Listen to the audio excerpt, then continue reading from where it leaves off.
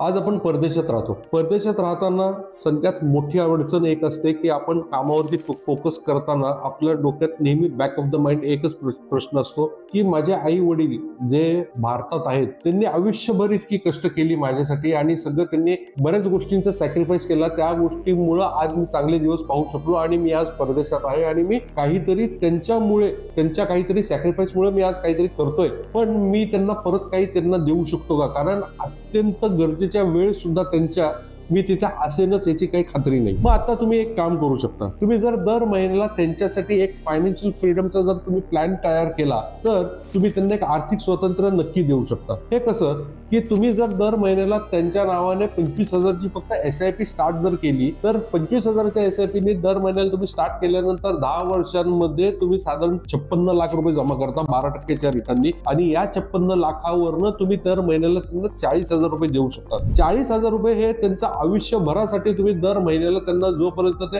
हयात आहेत तोपर्यंत 40,000 तर कमीत कमी तुम्ही त्यांना देऊ शकता. मुद्दा हा आहे की इथे तुम्ही पैसे आणि इमोशन्स रिप्लेस करू शकत नाही, पण कमीत कमी तुमच्या पश्चात जे त्यांना प्रत्येक गोष्टीसाठी कमतरता लागू शकते त्याची तरी त्यांना जाणीव वाचणार नाही. तुम्हाला जर अशाच पद्धतीने तुमच्या पेरेंट्सचा एक फायनान्शियल फ्रीडम तयार करायचं असेल आणि त्यांच्याबद्दल जर एक SIP स्टार्ट करायची असेल तर तुम्ही NRI SIP असं कमेंट करा.